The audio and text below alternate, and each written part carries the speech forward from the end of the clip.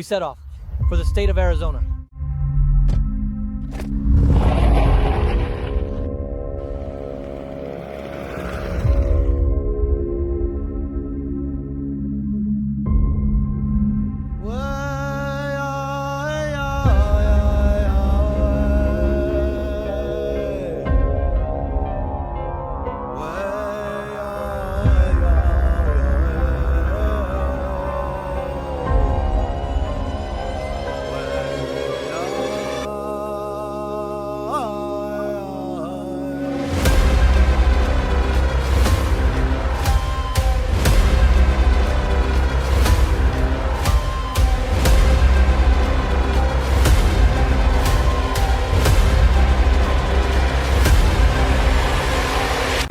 So we've arrived at the Hopi tribal office. Again, my name is Jeremy King. My Hopi name is Pongyahipia. I'm from the village of Montana. Hello, my name is Mela Shukla.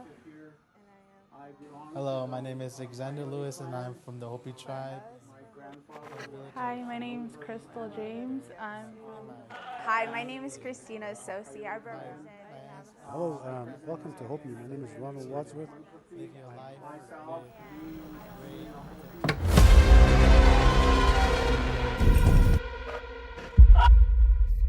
It is forbidden to film or photograph the chief. The organization United Humanity Mother Earth was founded in the year 2024. On February 24th, 2024, the organization's flag was presented. And this flag, which you see, which is purple with a circle and a dot in the center, which carries a very deep sacred meaning. This date marked the beginning of the public movement. We began our mission to unite humanity on April 8th, 2024, the day of the solar eclipse. Today, April 8th, 2024, is the day of the solar eclipse. And this day will become the point of no return for all people. The world of egoism has come to its end. The time for a new world has come. This is a world of altruism. The organization's leadership has developed a declaration for the construction of human life based on nature-oriented thinking. In the few months of our existence, we have held several broadcasts on vital topics. We all possess formal types of thinking. That's right. And for us, what's important is what results, what outcome we have today at the turn, as they say, of many millennia. Exactly. And now at the threshold of the third millennium, we are living, yes, and it is very important for us what result we have achieved. At this moment, work is underway on the book, The Life Building of a Just World. The board of the organization United Humanity Mother Earth has decided to offer the Hopi people the opportunity to become the first nation to join the organization for the unification of all humanity.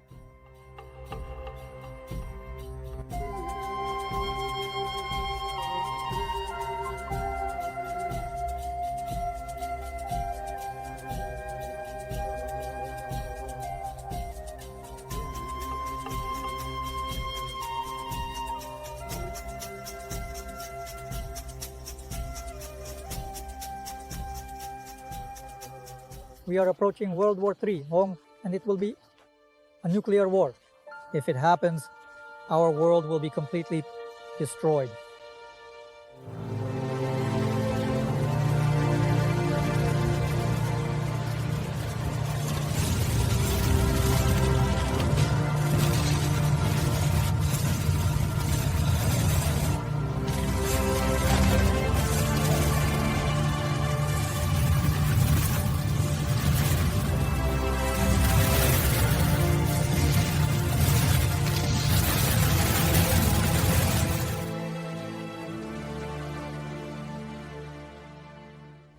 The only way out for humanity is to unite and realize that each of us is part of a single whole.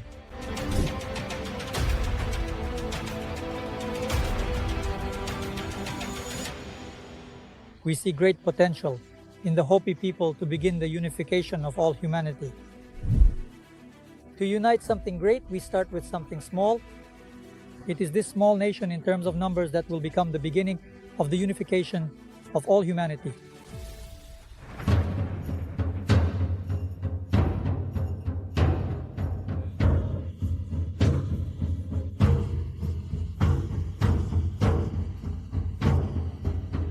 To carry out this mission, we set out from Los Angeles, California to Arizona, specifically to the Hopi settlement.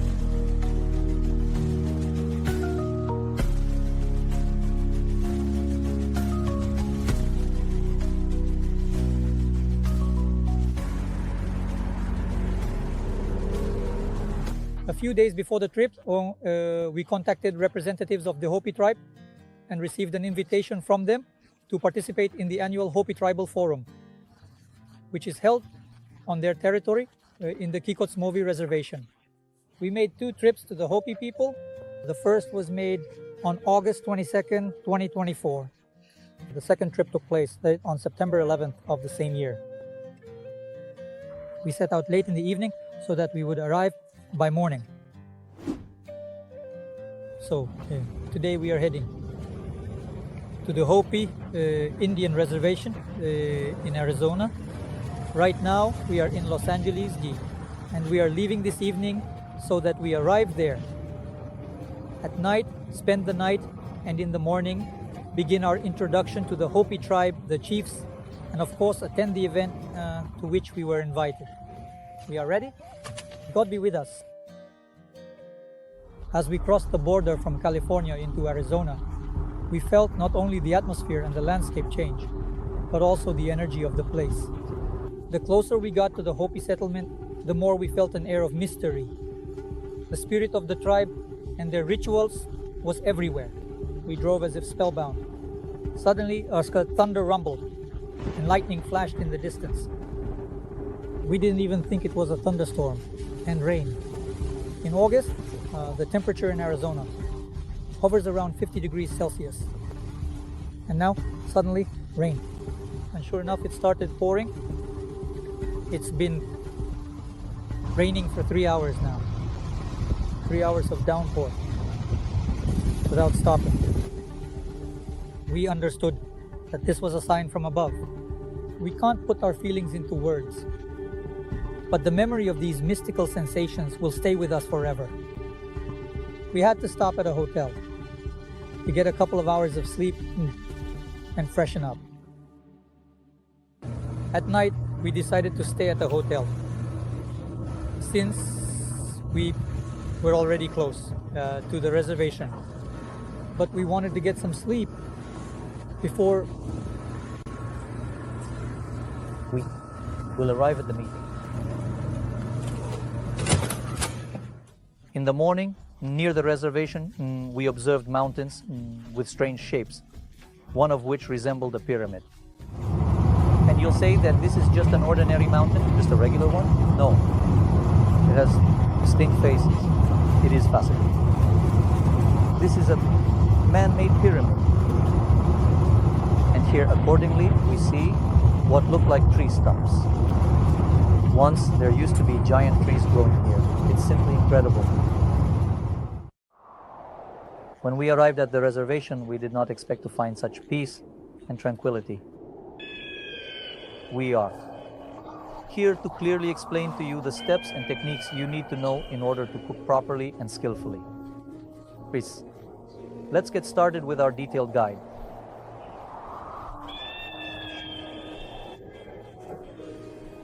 And there, like kaki and uyo na inok, and there, like na uyo na inok, here and there, namiyang, there, happy hupi, a measured life. The people are very reserved and live somewhat detached from civilization. At the same time, they make use of its benefits and technologies. We visited the tribal administration and the Hopi Foundation, Firidis, from which we had received the invitation. We did not come empty-handed. For the chief of the Hopi tribe, we brought a declaration we had developed and the flag of our organization. However, we did not find the chief there. He was conducting a ceremony to preserve our Mother Earth. And this ritual will last for 2 weeks. Therefore, during our first trip, we were not able to speak with the chief.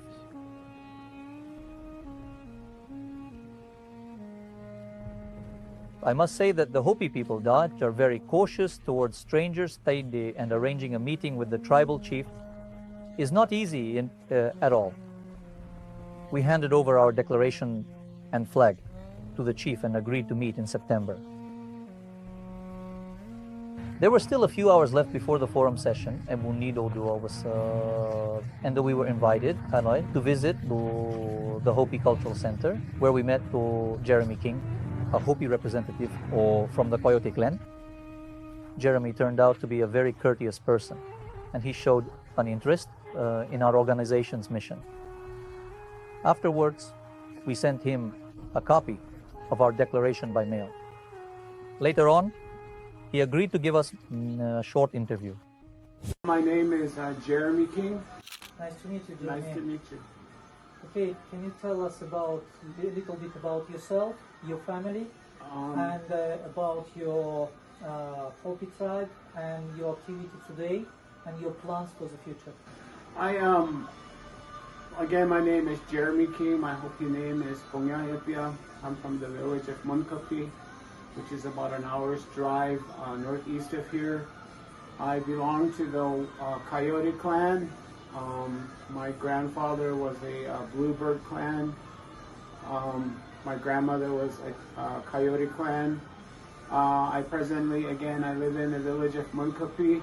Myself, being a Hopi, I moved back to the Hopi Reservation when I was maybe about 6 or 7, and I've been here since.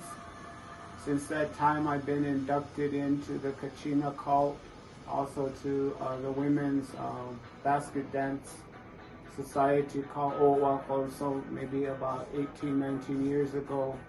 Right now, I work here in a small shop. This shop is called Corn Maiden, owned by Marlinda Chavaria.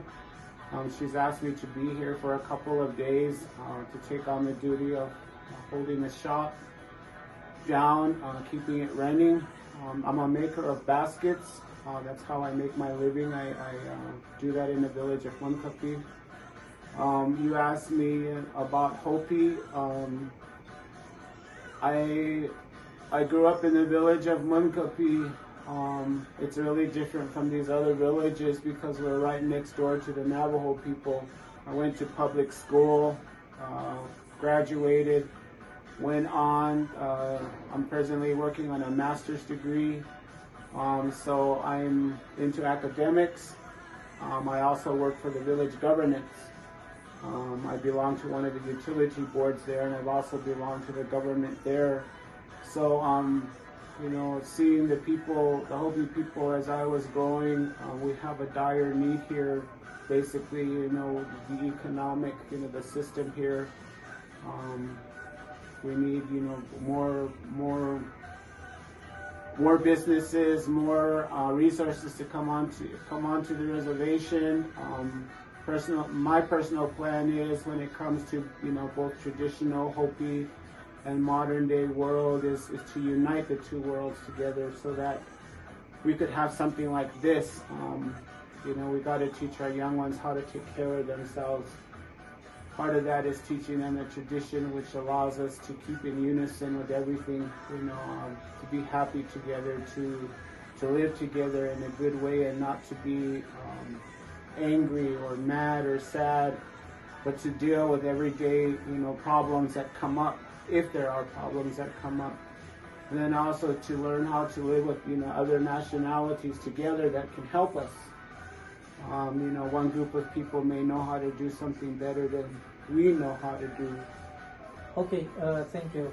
What about the population of this village? How many people are living here? The population, I think, is like 1,800 or 1,600. Most of them are the younger generation, from say 50 on down. Our elders, there's really no elders left. So with that being a fact, the population. Okay, so in total, the Hopi population today is? The Hopi people, I think they said, is around between 14 and 16,000, but not all of them are on the reservation. Okay, 14,000, 16,000, but not everyone in the reservation. but they are living all over the United States? Probably so, and abroad. Yeah. Okay, okay. So I hope we will do the one more interview with you. Yeah. The next time we come back, we are planning Sounds it good. for the 9/11. We will be here, and I'm glad to meet you. Thank you. And you are the first Hopi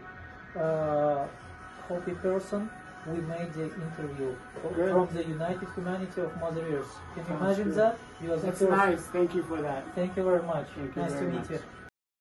During the forum, taking videos and photos was prohibited. We accepted this with understanding and respect, but we noticed that we were the only representatives of white people at this forum. This was a great honor for us. The only white people who were not Hopi at the forum of this great nation. We cannot tell you what was discussed at the forum, but one thing we understood for sure. The Hopi people are alive, and they have big plans for the future.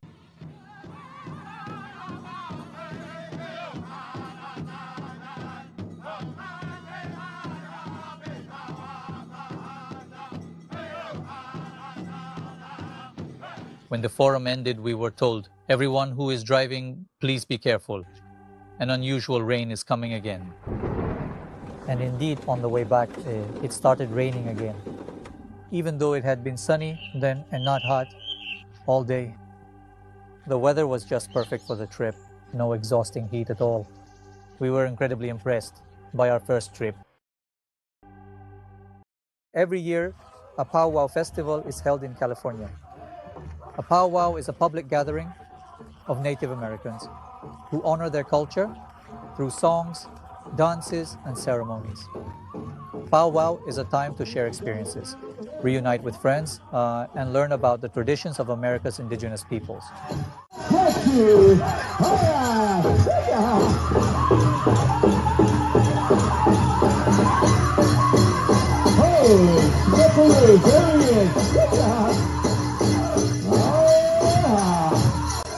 Hello everyone, my name is Shan. This is my first time at this wonderful festival. I'm very happy. So much color, such a huge, beautiful panorama, such brightness, so much color. It's just amazing. Everything is great. I'm from Kazakhstan myself. I've heard a lot that the native Indians have many words similar to our Turkic language, to Kazakh, and to the Saka people. So, and now being here, being present when the music was playing, when they were dancing, I myself really got into the groove. I felt this music in my chest. I entered into a shared harmony, a common vibe with them. I was even dancing along. It was as if my ancestors were speaking through me, telling me that these are our very distant relatives. It's just that a long, long time ago, there was a great Turkic people, and these tribes went through Alaska to come here. That was a very long time ago.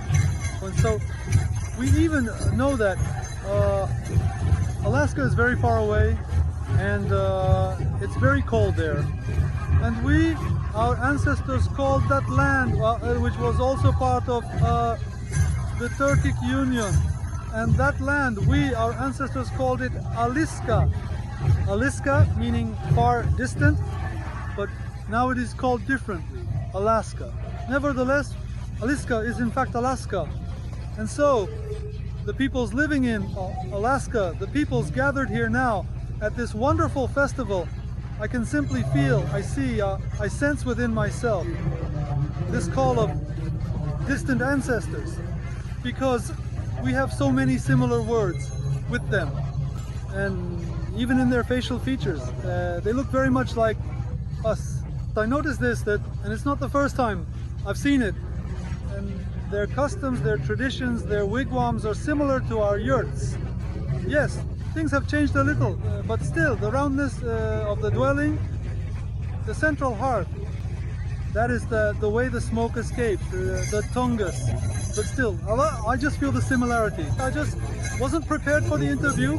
Sorry for being a bit flustered, but This music, it really filled me, gave me such inner harmony. It's similar to the music I've heard else from the Saka people, right? Shamans, throat singing. I've heard all of that. And I really sense this kinship and similarity. It's as if I'm at an event of the Saka people and a huge festival of shamans. Well, that's pretty much how it is here. These are our very distant relatives. I feel such a spiritual uplift. So it's just awesome. Amazing. Wishing everyone all the best. Everything is wonderful. Thank you. Much appreciated. Thank you.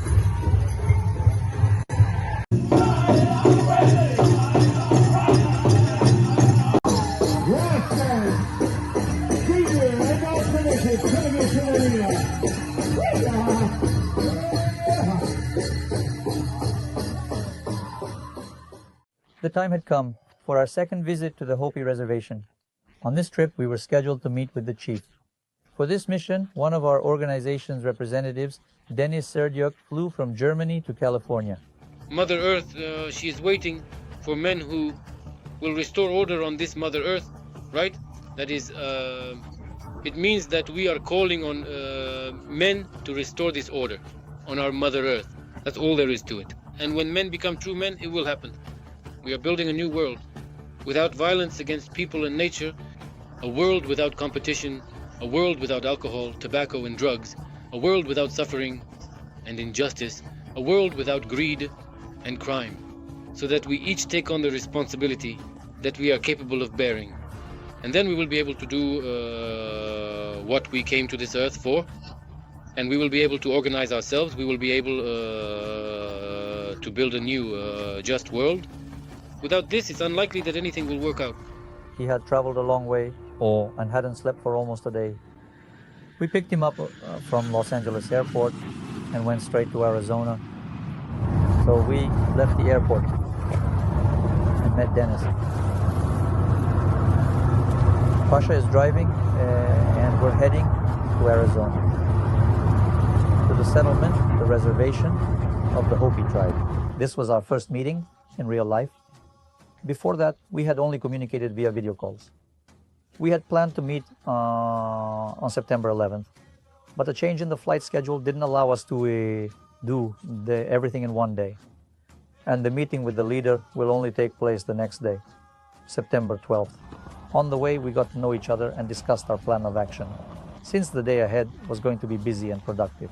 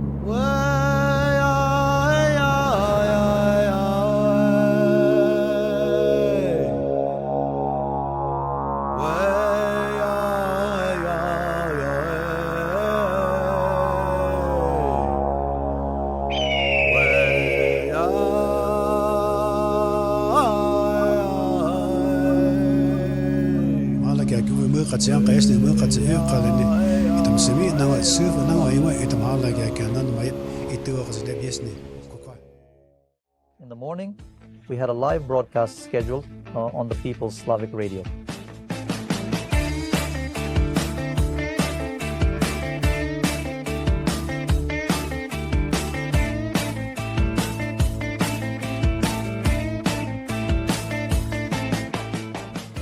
We needed to discuss everything. And the broadcast was supposed to be a surprise, not only for the listeners and viewers, but also for the host himself. We didn't tell anyone that a representative of the Hopi Native American tribe, or Jeremy King, would be appearing, on the broadcast. And now I am going to introduce another guest to you, who was absolutely not planned for this broadcast. So even Alexei Shcherbakov didn't know about him. I want to introduce you all to Jeremy King. That's his modern name. He will also share his tribal name and tell us a little bit about himself in a few words. So we have Jeremy King joining us now. Could you tell a few words about yourself? Just represent yourself, who you are, your clan name as well, what clan you represent. Yeah. Good morning, my name is Jeremy King. My Hopi name is Bongahepia. Bongahepia. I'm from the clan of the Coyote clan. I live in Munkapi. I'm 57 years old. I've been a lifelong resident here in Hopi. Few words about the story of Hopi, who they are, and the plans for the future, and what you represent about this. A quick look into Hopi history. We are a people. The word Hopi means ones, peaceful ones. We've been charged since we came to this earth to take care of this earth the best way that we can. We were told and given divine instructions to help teach and guide one another so that this world would be a good place to live in, and that this world would be here for us for as long as we're able to take care of it. The Creator gave us these instructions to take care of it. That's where my religion comes in. The way that I think, the way that I was taught, was to keep everything in harmony with one another. You want to translate that? Also, I'm needing to, I was asked to be here today.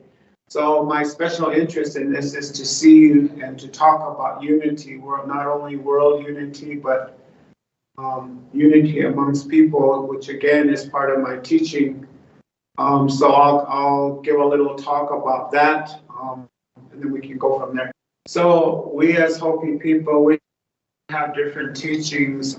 So I'll be giving a talk about my thoughts of how my special interest can help this endeavor when it comes to humanity and unity. There are different prophecies that as Hopis are taught since we were children. One of the prophecies is that there would come a time when we would be concerned, or we would have to work at keeping peace, unity, and then also how we were going to make plans to take care of not only ourselves but everything in the earth, animals, plants, the air, the water, the ground.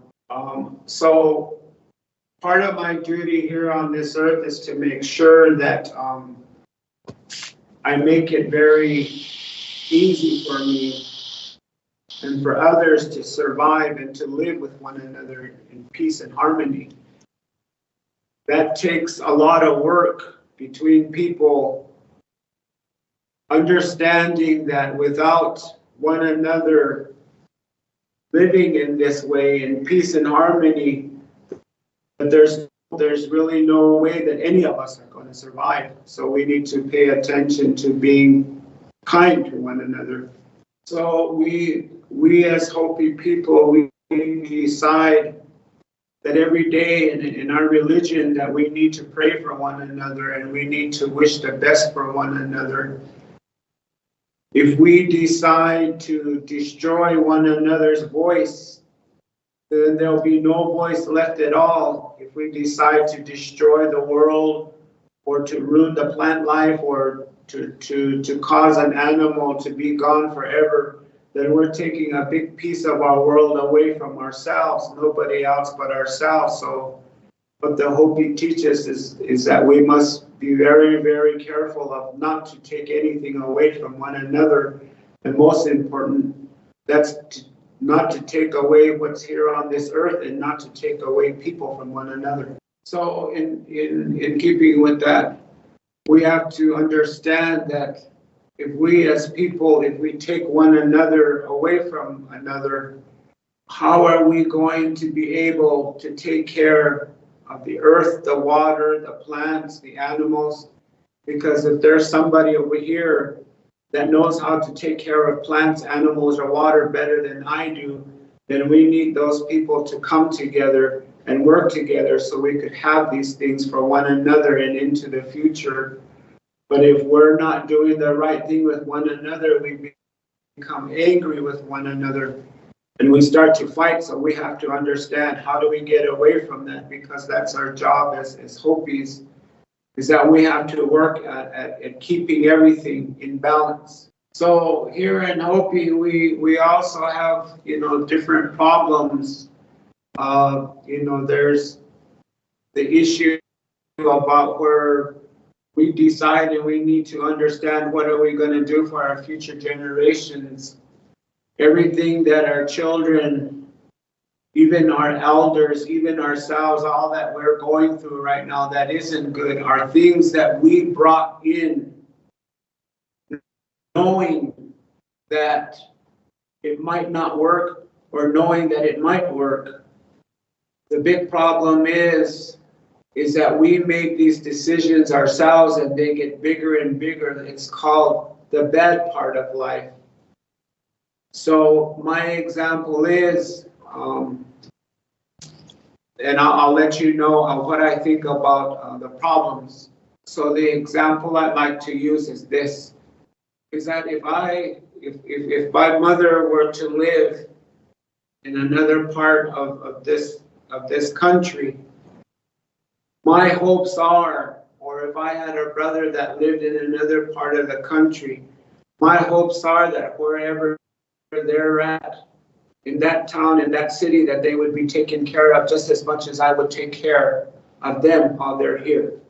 And the reason why we need to look at it that way is that if I have my brother over there that's not being taken care of right, that puts away everything, does away with everything that the Hopis teach one another, and that is that we all came from one place at one time when we came to this world. So we're all related. All of us are related. We're all of one people. We all began as one people at one time. And the Hopis' plans is that we all come together as one in the end, and it said that we would.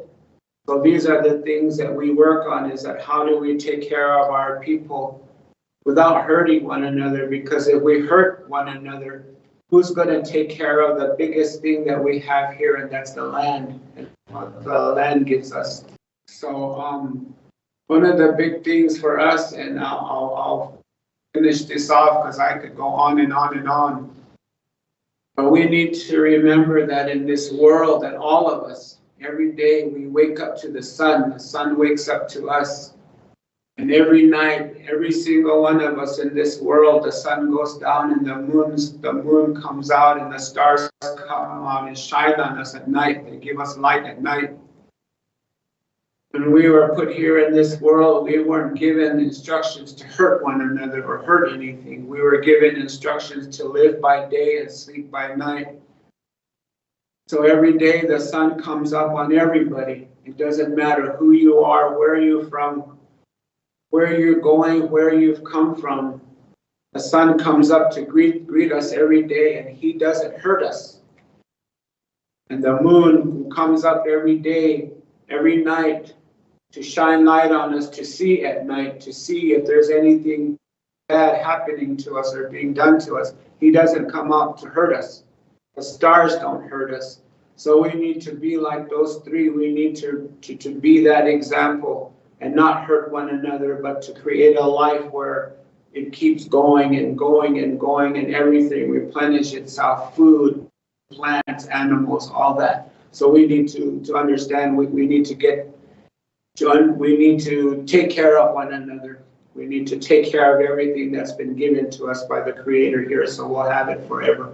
So in my final comments, I don't know how many people are listening today or from what countries they're from, but I wish everyone well, and nagbabuya pa kami ta kasi uyom at nawa kaya wing dilian yakaki tayakin ni kanita uyom at kami yes ni kat sinam hak yes ni kat na hapian nawa kin makya himo so kuninit na kamay pumapi hapiya kita mam kepian ni tak Kimaya pitama itami makpam hapi kya na bo na makson tagya pitama ngam hi tane mati oya kya ita na tave ini pani tama ngam na wakin kya ansa bi kya put hi ta oya itama ngam pita hapi kahakya ita na yu ila wani pani ta pi tai was kya kya pai ta suyan hapi lon mat hapi yojiki was the kabomi.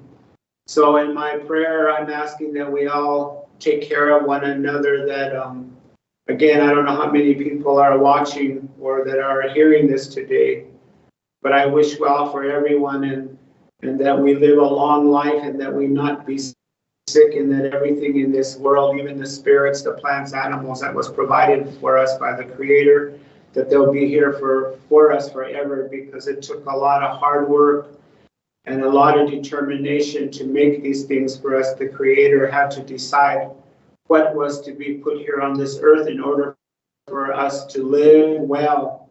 So I'm asking that we all consider that and that we take that into the future and treat one another with respect and kindness and live in peace and harmony. Can you say a few words, especially for Russian Slavic people, even the situation in Russia and Ukraine? What did you want me to speak about? Just what you wish for the Russian and Ukrainian people. Your special wish. Yeah. About what? The situation that the fight is between them. What's the situation? The war between The Russia war? and Ukraine. What do you suggest to them? What would you like to say to them? You want to tell them that that's what I'm going to talk about? That's what you're asking me. There's an old Hopi saying that says that when two people are angry with one another, the one who is challenging would say, let's go out to the land and settle this. Tell them that. So when the old Hopis would say, let's go out to the land, that meant that only one person would come back. So these days when people fight, or this thing that Hopis don't like to talk about, that's war or conflict, that's basically what happens, is that two people will go out to the land with the intention that only one is going to come back. So when this happens, this becomes a problem. And usually it's over two people who are angry with one another, or two groups that are angry with one another. It's what causes a conflict or a war. And the big problem is that, where did it start from? The youngest child to the oldest person who lives in two places where they're fighting, they have no idea why the two groups are angry with one another. And that hurts. So who's gonna be the one, if they fight or go to war, who's gonna be the one from both sides to go to the other side and say, I'm sorry that you lost your mother, your father, your grandmother, your children, your son, your child? Who's gonna come from this side and go over there and say, I'm sorry for the loss over a difference or a conflict that had nothing to do with you guys? Who's gonna say sorry for that? So when the people end up paying for the conflict or the war, like people dying, the anger that the two groups have that are in conflict, they leave signs of this anger everywhere. They leave big holes in the ground. They leave buildings burnt. They leave people without homes. They leave animals without homes. The plants no longer grow. The water no longer flows. These people who are angry with one another, they think that it's not going to happen to them. But the Hopi say that it will come back. And the ones who want it to happen to everybody else, to settle the conflict, they think it's not going to happen to them, but it will. It happens to them too. So the Hopi prophecy says this, is that when the last time people fight on this earth, they're going to have to fight with sticks and stones And this is because everything will be destroyed because of hate and anger.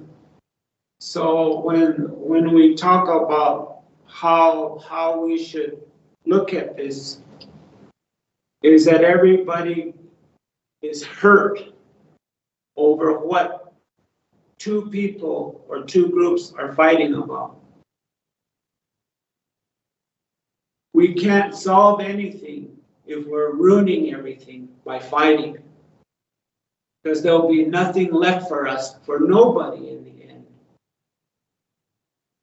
Our responsibility is to turn it around and start to fix it so that there will be something for everybody, because we all need to eat, we all need to drink water, we all need to live on the land, we need to live with the land, and most of all, we're not to destroy one another or the land. Otherwise, in the end, that's all we're going to have is just sticks and stones to fight with. We're not going to build with it, we're going to fight with it. So we need to understand that the anger that the people have between one another, and this is coming from me, I'm not the cause of that war. And those people out there that are dying, they're not the cause of that war. They didn't start it. So my feelings about that conflict that's going on between these two countries, with what little I hear on the TV and on the radio, to me, is that if a country is doing good, they're not fighting, they're able to take care of themselves, they're able to provide for other countries, like say growing potatoes and selling it over here to them, providing it for a lot of people. Why would you want to go and destroy these things? Because here's the truth. If Ukraine has a leader who wants to protect the people, but at the same time needs to fight back, that's not a right choice, because that Ukrainian president might lose their child or somebody who could be a strong leader and take them out of war.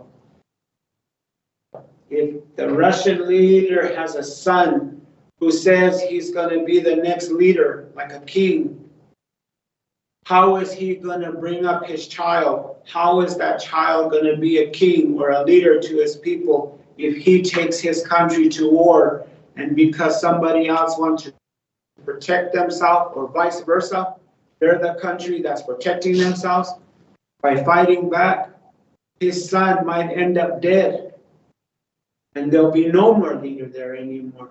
That's why in Hopi we're not allowed to fight or have war here, is because if we kill a chief, that chief is no longer able to pass it down to somebody who they want to carry it on. So if these two want leaders, then the simple thing is they have to stop. They have to stop it. Instead of killing leaders, they need to bring up leaders and to show them that this war is not the right thing to do. I think that's about all I have to say, except that my prayers go out to both countries, that they stop the war and the people can live, get back to normal, repair the damage that has been done because of hate. And I pray for the children and the elders there, that they be able to sleep well, wake up to another day without being hurt. Thank you very much. Since today you are a member of the United Humanity of Mother Earth, our organization. So we are very proud to meet you. This is our declaration. I told you, you remember? It's upside down. Yeah, it's this one. This is our declaration. Thank you much. And I look forward to meeting again, and be more of these meetings. I'd like to talk more. Of course, we will be in touch with you. Thank you very much. Thank you for the assistance. Thank you. Okay.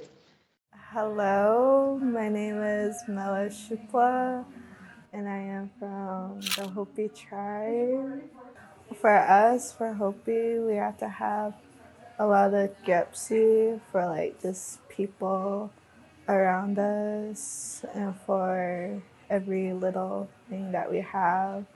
Like we have to have Gepsi for the plants.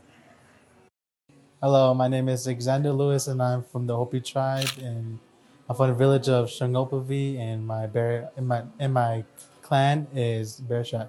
My grandparents had said to live your life with great potential and great hope, and always pray for things to come your way, because sometimes things might go downhill, but it's always good to pray for the good and have a good healthy life to keep going strong, and to always remember that home will always be home, and you can go out live your life and you can always come back home to your family. Hi, my name's Crystal James. I'm from the Hopi tribe.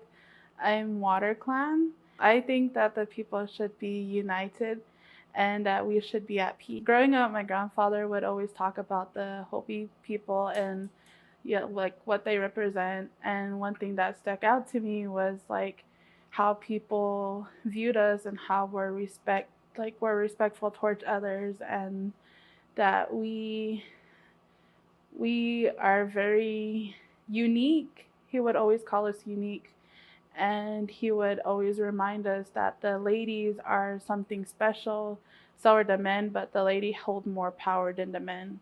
And to me, growing up, like having a lot of girls in your family is something important, and that's what we live by. A lot of girls mean something good in our Hopi language. And for me, I have three sisters, and including me, so that's four. Hi, my name is Christina Sosi. I represent the Navajo Nation. My clan is Tanazani and Sinajini, and I also represent United Humanity of Mother Ears.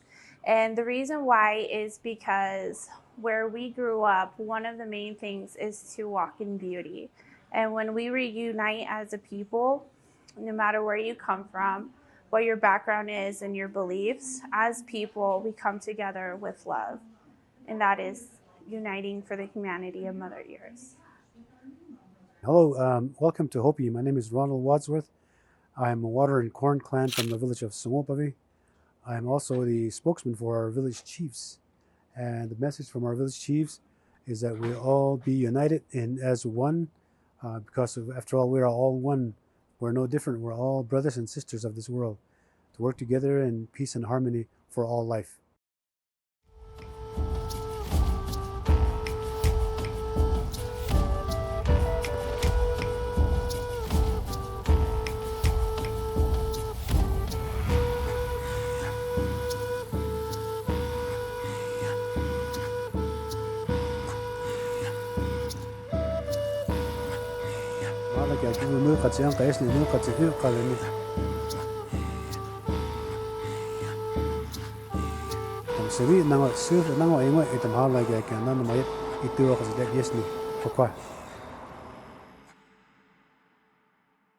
After the broadcast, we went to the tribe's chief.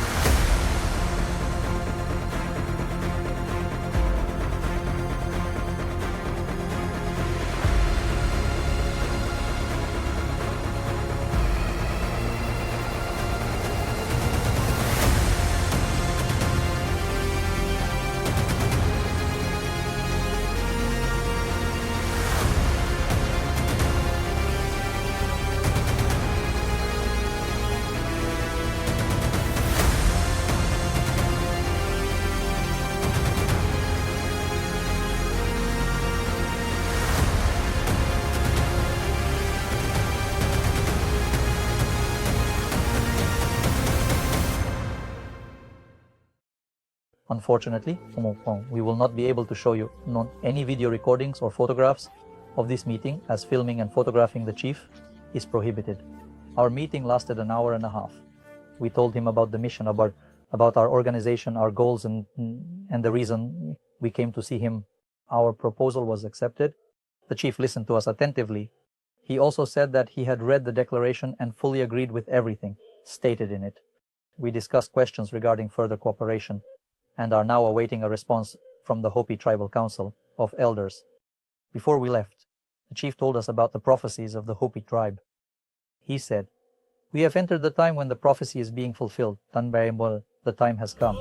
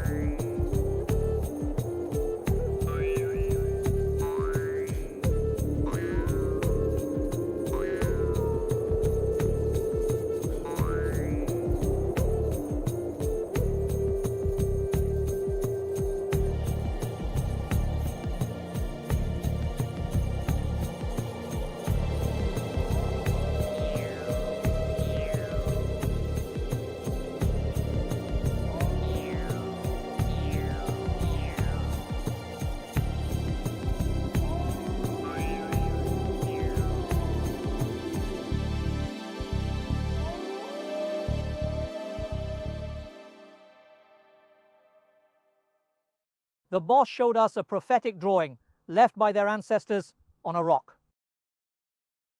We revealed to him the meaning of the drawing, which made him reflect. There is a Hopi prophecy that is depicted here on the stone of the rock.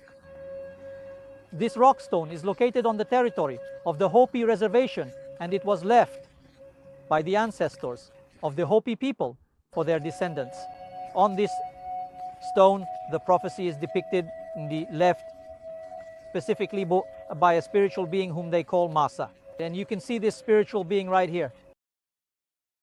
Masa is a highly spiritual being who was the spiritual mentor of the Hopi people, teaching them to live in harmony and balance with nature, and he passed on his legacy to them for future generations. The Hopi made a vow to maintain the same level of life and spiritual state as Masa himself did. They hold regular annual rituals to preserve Mother Earth and protect nature. In this case, you can see that the Hopi's path of ascension on this land begins with a straight line, which Masa himself touches. In this case, it means that this spiritual being will accompany the Hopi tribe throughout their entire journey. And here, this context shows that the tribe is heading toward a technocratic world. The beginning of the technocratic world is marked by the arrival of the Christian religion, which is symbolized by the cross. Opposite the cross, we see a shield. This meant that the Hopi tribe needed to be protected from this religion, as it contradicts their nature-based way of thinking. After coming into contact with the technocratic world, we see that a kind of square appears. A square, in fact, is a shape that is not inherent to nature. First of all, there are no perfect straight lines in nature. There is no distinct square shape in nature. That is something created by humans. From this, we understand that when the Hopi tribe came into contact with the technocratic world, which accordingly meant the construction of square houses, this also signified the continuation of the technocratic world, where wheels appeared. And according to their prophecies, these are the carts that would arrive with the coming of white people. And we see that there are two lines. One goes along the top, the other along the bottom. It is precisely here that the split occurs in this technocratic world. Some people follow the upper path, while others follow the lower one. On the lower path, we see wheels. This indicates that people are following the technocratic path of development. Those people who made an effort and climbed to the top, even though they are on the technocratic path of development, are nevertheless united primarily by spiritual aspirations and are preparing to move on to the next stage. And this is precisely the final square, which completes the technocratic path of development. And from here, the process of spiritual ascent begins. However, those people who remain on the technocratic path of development, despite the obstacles they encounter here, continue straight ahead. This is an easier path, but at the same time, it does not lead to spiritual ascent. And they remain on the same level as the plant kingdom, the animal world, the world of plants. This means that on the human level of spiritual development, they have remained at the bottom on par with the world of plants and animals. Those, however, who made an effort have aspired even higher. This is into a new world, the fifth world, as the Hopi called it. And to ascend to the fifth world, even greater effort is required. But it begins at the very end of the technocratic world. As you can see, this last square signifies the completion of the technocratic world, after which a division occurs, like a pair of scissors. When the scissors open, well, we see that along one blade go the people who are experiencing spiritual decline. Accordingly, they do not have spiritual ascension. Those who have left the technocratic world are moving towards spiritual ascension. This path is not easy either, which is why it is depicted as this kind of staircase, where each step represents a stage of spiritual ascension that these people will have to go through. I would also like to add one indisputable fact. What you see here on the lower line, where we observe the technocratic path of human development, is that the person is below ground level. More precisely, his legs are. Just like these plants you can see here, they seem to grow upward, but they have roots. And here the person has his legs almost waist deep in the ground. What does this indicate? That he is once again being equated with the plant kingdom, right? And he is losing his human form. Moreover, here we see a group of people who are moving toward ascension. This means only one thing, that only people who are united, specifically a united humanity, are spiritually, morally, and in every aspect of their awareness united, and only then can they set out on the path of ascension, the spiritual path of ascension, the path of spiritual ascent. And when a person lives as an egoist, he is alone, and accordingly, even though here there is a single person, yes, he is depicted as an egoist. But this in general represents humanity living by the principle of egoism. They are grounded by their desires because they are materialistic. That is why they are depicted here as egoists, going through life alone, and are equated with the plant kingdom and the animal world. Accordingly, they lose their self-identity as humans because all their desires and passions are entirely grounded. Thus, this level is shown. And here at the very bottom, you see the final stage of the technocratic path of development, the stumbling block. This is the final stone, the last trial. When at the point of divergence, either to ascend or to follow this path, you see that after the stumbling block, this line gives people the opportunity to reach a higher level and move forward and upward together with all of humanity. Those who do not do this will accordingly follow the path of degradation, and nothing good awaits them in this regard. And those same wheels of the technocratic world are shown below the level of the earth because they do not work for the benefit of humanity. Instead, they bury a person in the ground, preventing them from ascending. This technocratic principle of life accordingly grounds people. It does not allow them spiritual ascension. Many also had the question, why is the swastika, the sun with the symbol Ba, placed right at the very beginning? It's because all the cycles that occur on Earth are regular and follow a pattern. They accordingly only represent the era of the technocratic world. And this is overall an experience that is necessary for all of humanity as a trial that everyone must go through. In this case, there will be a natural selection, a filtering, a choice for people, whether to follow the material principle or the spiritual one. Accordingly, everyone will make their own choice, and as a result, will receive the corresponding outcomes. These are the important additions I wanted to make. And you can see that there is a person with a bow here. And the bow above all represents the goal. It is aimed at the very top. This means that he is showing with the direction of the bow and arrow, where people need to move. Their movement will be directed upward. He is holding the hand of the people who are following him. Therefore, all the people who have chosen this path, which is not easy, involving ascents and passing through all the technocracy while preserving their spiritual significance and keeping spiritual values as a priority, will follow this guide toward a higher spiritual ascent. Thus, we understand that in this case, this prophecy contains yet another symbol. You see it depicted as a sun, and inside there is a solar symbol in the form of a swastika. But as you can see, it is twisted clockwise.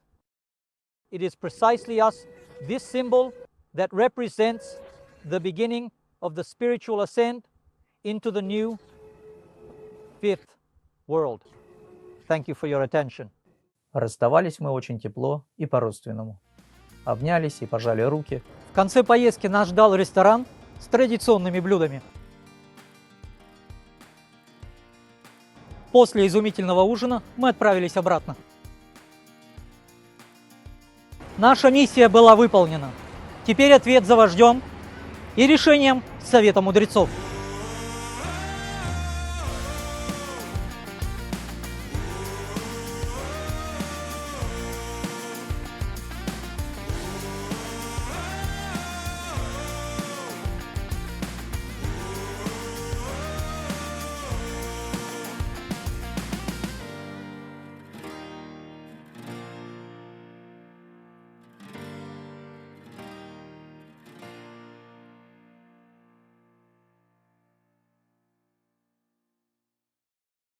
Now let's talk a little about the history of the Hopi tribe. The last refuge of the Hopi tribe is located in Arizona near the so-called Four Corners, the place where the borders of 4 states meet. In 1906 was the tribe split into 2 groups. Those members who lived according to the traditions of their ancestors, rejecting Venice and civilization. And to this day, most of their homes have neither electricity, nor plumbing, nor even heating. They settled in these places. The Hopi settlements have turned into a true center of spiritual pilgrimage. People from all over the world come here seeking to learn the wisdom of this ancient people. The Hopi are one of the oldest peoples of America. Members of this tribe claim that they are the keepers of the knowledge of lost peoples and help the world maintain its balance.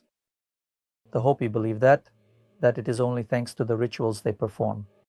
The earth still exists, and that if they stop performing them, our entire planet will face destruction.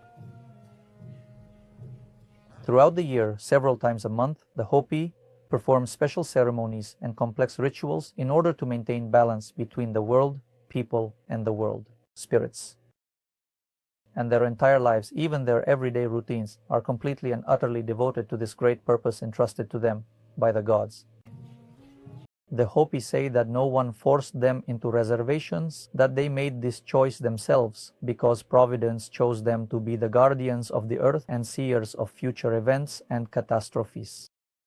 The Hopi people could have become the richest nation, since beneath their land lie countless treasures, gold, platinum, silver, and uranium. If the Hopi wanted to, they could become millionaires. But they don't need that because they are meant to guard these riches until the earth is cleansed of impurity. In the myths of the Hopi tribe, it is said that humanity is now living in the 4th world, and that the previous 3 worlds have already been destroyed, and that the end of the current era is also approaching. Among the signs that have not yet come to pass, White Feather mentioned the fall of a certain celestial dwelling, which will resemble a blue star and will fall to earth with a great noise. The old Indian said that after this, his tribe will stop performing their rituals, and because of this, the world will lose its stability. The world will begin to turn upside down, and a war will break out between the white people and those who possessed the first light of wisdom. huge pillars of smoke and fire, will rise up to the sky, and this will cause a new disease and plague to appear on the earth. Whitefeather consoled himself that those of his brothers who understand the meaning of the prophecies will be able to survive.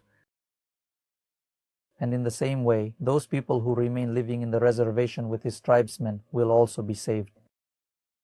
But after everything is over, they will have to rebuild many things. However, soon after that catastrophe ends, Pahana is supposed to return to Earth. His arrival will mark the beginning of the new fifth world. The Hopi claim that underground shelters will not save people from the coming cataclysm, and that only their land will remain as an island of peace and prosperity in the midst of a collapsing Babarsai material world. Only those who have peace in their hearts will be saved, while the greedy and the ambitious will be destroyed by spiritual beings who will remain on earth to create a single world and one people, under the guidance of the wise Creator. When is this supposed to happen? One of the tribal chiefs said that this time is already near, and that it will come when the god, Sakwasohu, which translates as blue star from the Hopi language, begins to dance in the plaza. Removing his mask, he is still far away. He cannot yet be seen, but he will appear soon. Another prophecy speaks of a mysterious blue star, saying that a new star of blue or azure color will truly shine in the sky. In the mid-2000s, Hopi Chief Robert, whose tribal name is Ghost Wolf, spoke on the radio, wishing to warn people against reckless actions that could hasten the collapse of this world. According to him, irreversible changes have already begun on Earth, and the time for reflection is over. However, as long as the Hopi continue to perform their rituals, nothing bad will happen. After all, according to their beliefs, only members of this tribe can make the world turn in the right direction. Therefore, as long as the Hopi protect the Earth, our planet will continue to exist along with all its inhabitants. Actually, a reservation is not exactly the kind of concentration camp we might have always imagined. Any Native American can leave it whenever they want and settle wherever they wish, and become a full-fledged citizen of the United States with all the rights and responsibilities. But these responsibilities and life among white people itself would not allow him to maintain the traditional way of life passed down by his ancestors. He would lose his connection to his people whose roots go deep into the soil of America. He would become just another American of the same origin as everyone else around him, and nothing more. By the way, there are quite a few such Native Americans as well, but by living together within their designated tribe, not participating in elections, not serving in the army, lacking many rights, they preserve their language, their faith, their customs. As the saying goes, it's a double-edged sword. The nation has its own relationships with another nation, the United States of America. They are almost like diplomatic agreements. Each Native American nation is headed by a council of chiefs. To tell the truth, there would hardly be any peaceful Hopi left. The warlike Navajo tribe, which came from the north, nearly took away the last piece of land from the Hopi. Don't stop them, state government. Even today, the Navajo Nation surrounds the small Hopi Nation on all sides. In the state of Arizona, it is believed that there are about 10,000 Hopi. Ethnographers classify them as part of the Pueblo group of Native American peoples, which in Spanish means those who live in clay settlements. These are the Zuni, Tano, Amam, and Keres tribes. They even speak unrelated languages, but what unites them is their way of life, their practice of agriculture, and similar religious beliefs. And everywhere the Pueblo live or once lived, something remains on the rocks. Images of a strange creature, either an ant or a hunchback playing a long flute. His name is Kokopelli. Kaya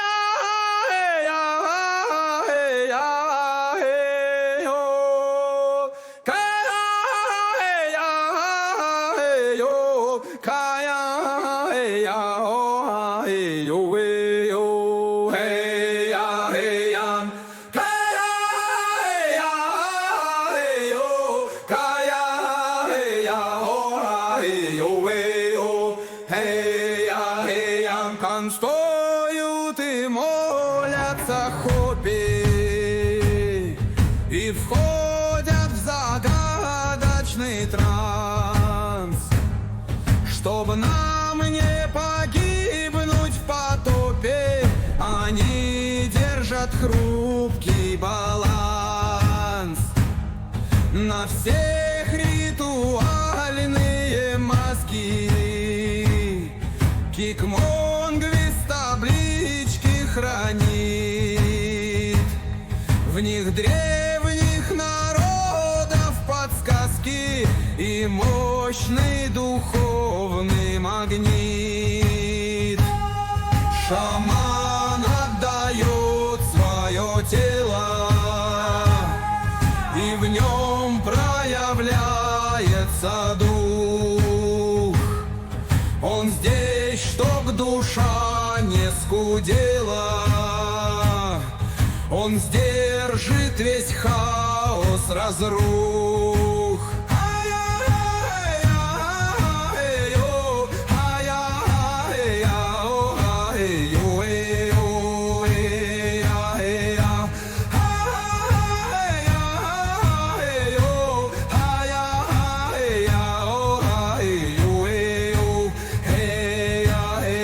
На стенах мандалы паучьи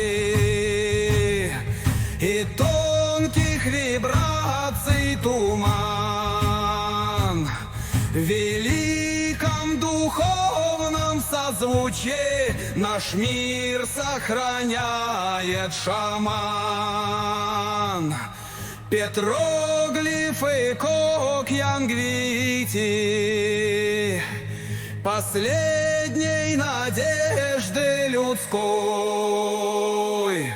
Гармонию в души верните, верните на землю покой.